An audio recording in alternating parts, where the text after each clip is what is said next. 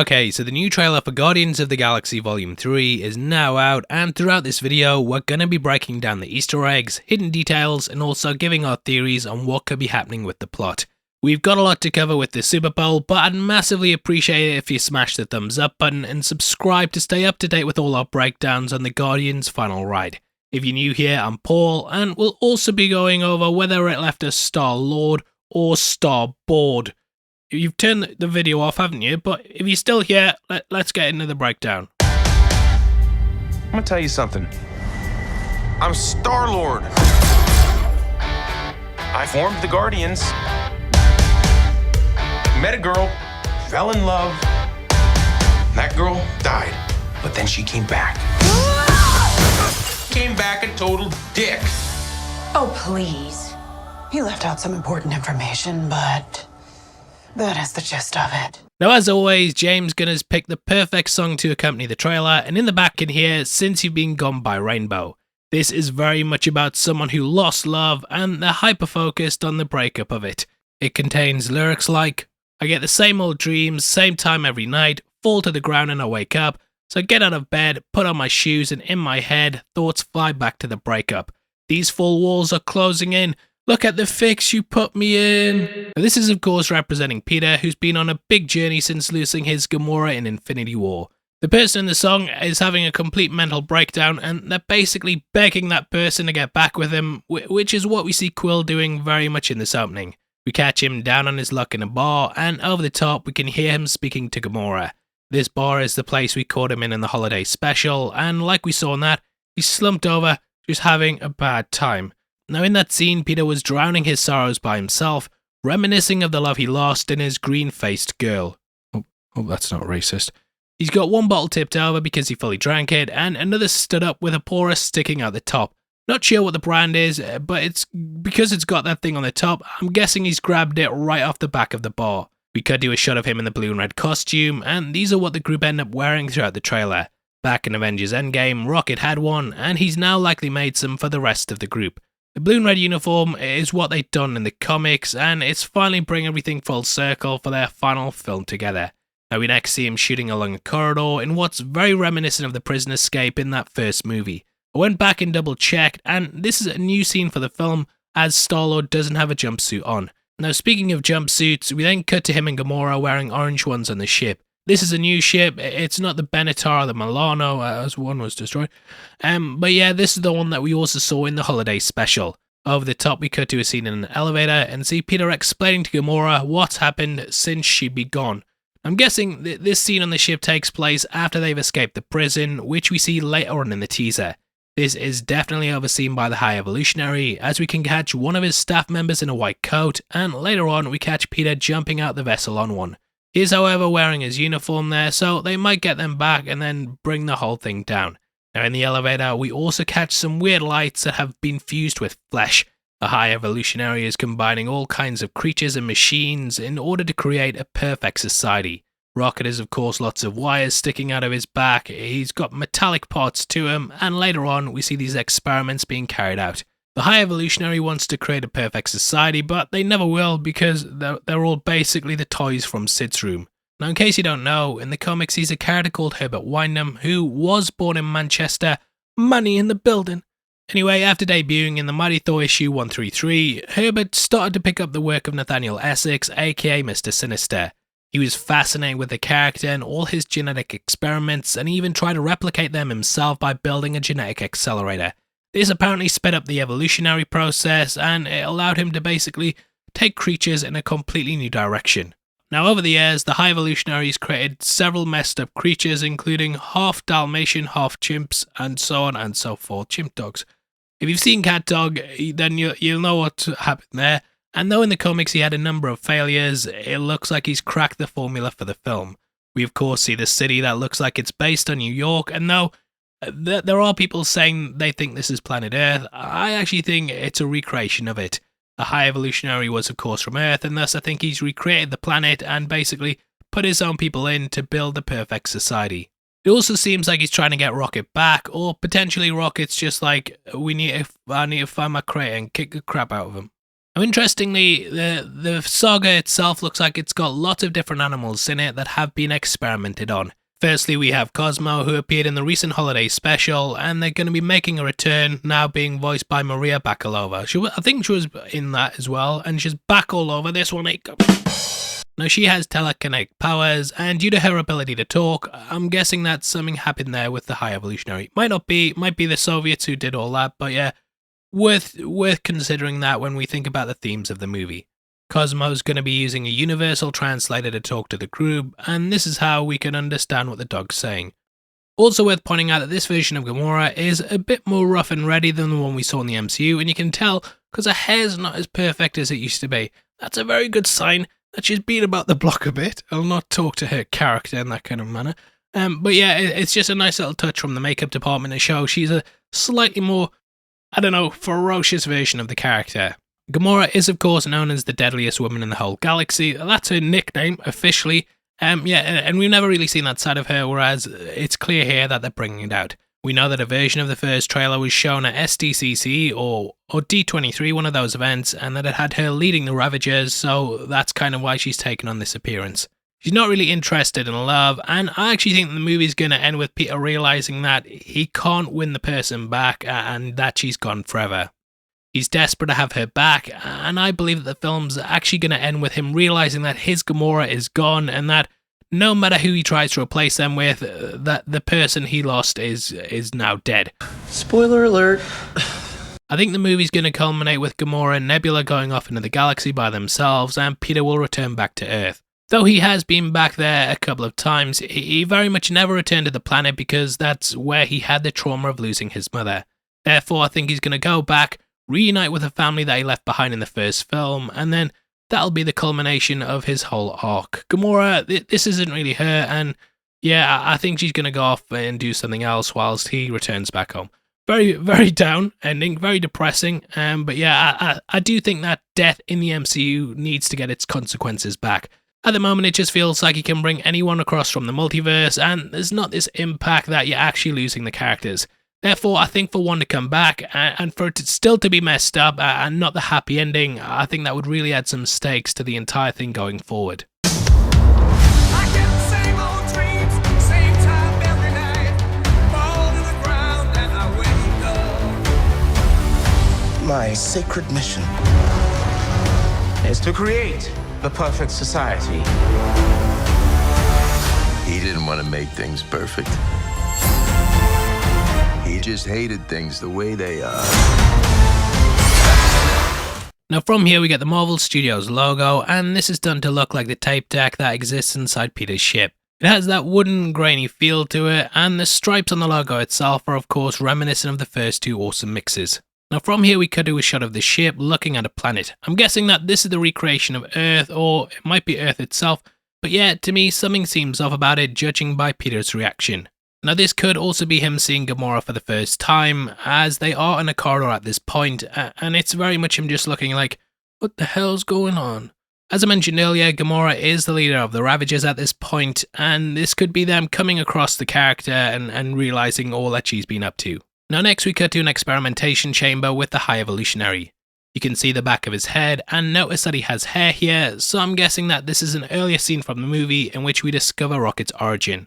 It's important to bear in mind that the High Evolutionary also experiments on himself and tries to make himself perfect, which is why there's versions where he looks like RoboCop with the mask off, you know, that he's got that stretched skin that goes over the back of a machine head, and then normal hair looking like a normal guy. Now we then cut to the Guardians travelling through a hex point, and these are of course used throughout the galaxy to get from one point to another very, very quickly. They've clearly located the High Evolutionary ship, and later on we see a more sort of fleshy Hellraiser version that's covered in skin and hairs and stuff. Now amongst this is Rocket's origin, and I don't think this was in the first trailer, but you can see other raccoon tails sticking out in the cage. Han is going towards it, and he looks very terrified about what's about to happen, which we actually see playing out in a very gruesome scene. The High Evolutionary stands there looking over him, and we can catch on the right two of his servants. There's tubes coming out of Rocket, and we of course know that he has ports for these on his back, which these all connected up to.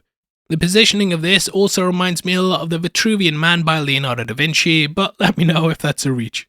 The scalpel is used, he gets a serial number, and I might be looking too in depth on this, but it reminded me a lot of imagery from the Holocaust. Every time I bring it up, someone's like, oh, you can't use this stuff to talk about comic book movies, but the way the numbers are kind of crudely drawn on, and the fact that it's a serial, it does bring up imagery of that, which possibly I'm too close to, but I do kind of see it whenever I see this image.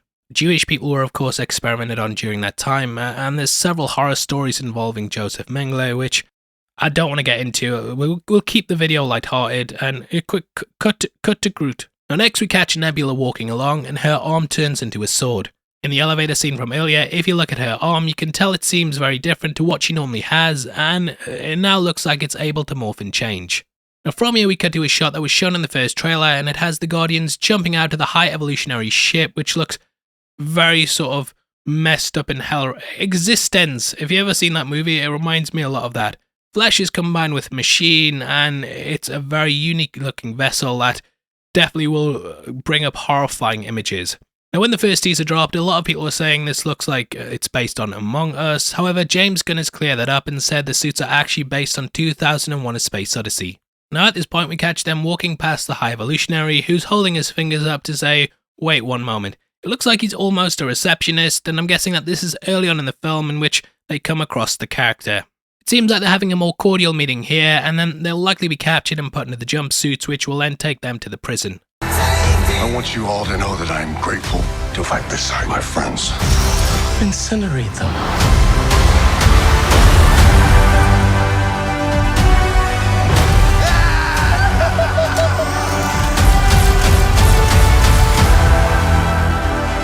We were always searching for a family until we found each other. Are you ready for one last ride?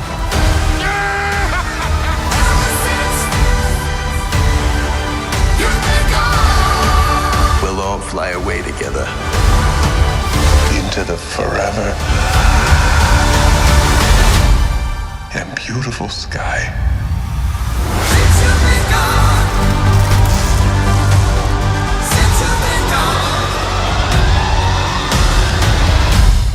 Now Drax then says how grateful he is to be able to fight with his friends, and this very much sounds like the final farewell. Now from here we cut to someone travelling along a walkway. We can't tell who this is as they're in a suit with mechanical arms, and it seems like they're making their way towards a ship core.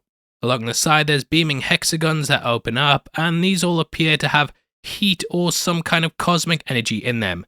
Reminded me a lot of the microwave scene in Metal Gear Solid 4 in which Solid Snake crawls along, and I actually think this might be Drax sacrificing himself. I can imagine him going out almost like Spock and giving that final speech before heading in to blow up the ship. That's just my theory, it might not be right, it's a theory, if you will. But yeah, I'm kind of tying these two moments together due to how they're placed in the trailer. The High Evolutionary also says incinerate them, which is sort of language that you'd expect someone to use when they talk about burning samples. Clearly once the Guardian's taken out, and he's using this scientific term to talk about getting rid of their bodies. It might be a reach. Now at this point we catch Kraglin holding up Yondu's arrow.